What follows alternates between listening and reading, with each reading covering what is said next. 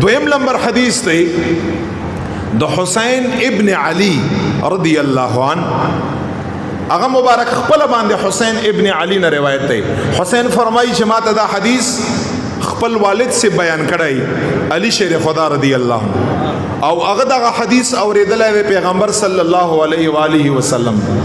او امام حاکم په خپل کتاب مستدرک کې امام طبرانی په طبرانی کې دا حدیث روایت کړی او دا حدیث څنګه دی امام حسین ابن علی فرمای وی چې پیغمبر علیہ الصلوۃ والسلام مبارک او فرمایل یو اهل بیت سره مین کړل دي او یو د اهل بیت مین په ځان باندې لازمول دي په دې کې فرق دی اهل بیت سره فقط مینا اهل بیت مینا په ځان باندې لازم اول په دې کې فرق دی حسین ابن علی فرمایي چې زما په روایت کې پیغمبر علی السلام داسې نه فرمایلی چې تاسو اهل بیت سره محبت وکړئ بلکې څه فرمایلی تاسو اهل بیت سره په خپل ځان باندې محبت لازم کړئ نبی علی السلام یعنی حکم یې مده او حکم یې په لزوم باندې دی لازم او بیا یې څو فرمایل حسین ابن علی فرمایي وی چې چا چې په خپل ځان باندې اهل بیت علیهم السلام سره مینا او محبت لازم کا نبی علیہ السلام مبارک فرمایي قیامت په ورځ باندې بدغه انسان زما اهل بیت شفاعت کا او جنت ته بداخلي ګور ځانم یادې ذکر قرآن کریم کی فرمائی قل لا اسألکم علیہ اجرا الا المودة فی القربہ حضور مبارک فرمائی دیر مارتا تبلیغو کا دیر ما امتا ستاد پارا مشکلات اچت کڑی دی نارے نورے سفر حدر صحت بیماری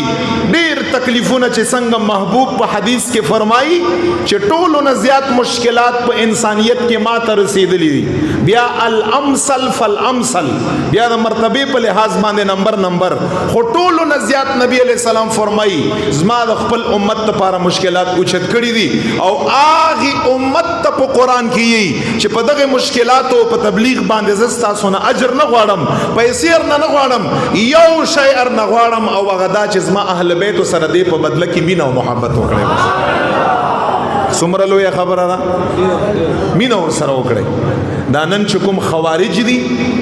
او نواسب دي د دوی اهل بیت او دشمنان قسم په خدای چې دا میاش ګوره دا د اهل بیت دا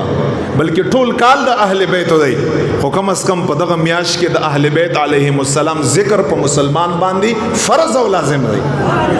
دغه خلکو خلونه به وانه وري مونږ الحمدلله اهل بیت غلامان یو که په غلامۍ مم قبلې په غلامۍ مم قبلې دا وی د درد خاور غلامان یو الحمدلله او زمونږ یا د دوی محبت د خپل ایمان جز او حصہ ګړو او دا حضور مبارک وی په حدیث کې نه فرمای لازم کړی په ځان باندې محبت دا څوک فرمای دا نبی علیہ السلام فرمای او زمونږ اهل سنت و جماعت چې کوم کتابونه د حدیث دي دا هغه حدیث دی او بیا حضور مبارک فرمای سلبی سی زما اهل بیت به په آخرت کې شفاعت کا او دریم نمبر حسین ابن علی مبارک په دغه حدیث کې څه فرمایلی دریم نمبر فرمای چې نبی علیہ السلام فرمایل واو رزما امتا چې تاسو په ژوند کې هر قسمه عمل وکړئ هر قسمه عمل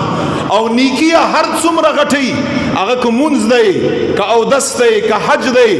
که روزه ده که هر قسمه عبادت ته په حدیث کې هر قسمه عمل راغله ازما امتیانو تاسو هر قسمه عمل وکړئ مړه چې څومره ثواب یې فرضي واجبي خو چې تاسو په زړه کې انت مبغض لاهل بیتی نبی علیہ السلام فرمای ستا په زړه کې چې زما اهل بیت سره مين نه کنا او زما اهل بیت سره ستا په زړه کې مخالفت او بغض دی چې څومره اعمال د لوی ولینی سره دغه عملونو دخل النار نبی علیہ السلام فرمای قیامت په ورځ باندې به اور د جهنم ته داخلي دا وګورئ دا نن چې په خپلو په نفلو په خپلو تسبو په ګیرو په پګړو باندې دوی نازګي قسم په خدای د دغه حدیث په بنیاد باندې چې د اهل بیت علیهم السلام محبت ستا په زړه کې نه او ته د هغه مخالفي یا هغه ته عام ښکاري یار ته کم ښکاري نبی علیہ السلام فرمایي چې هر قسمه عمل ته وکړي او زما د اهل بیت محبت او معرفت ته نه پیژندلې او خپل زړه ته د کوسکړې نه محبوب علیہ السلام مبارک فرمایي دخل النار په آخرت کې به اور د جهنم ته داخلي بل زینشتا نو پته ولګی دا چې د محبت د اهل بیت لار جنت تا او د بغض نعوذ بالله د اهل بیت نار اور او جهنم دی نو تا خو خدا کپ د خي طرف باندې زی او کپ د غس طرف باندې زی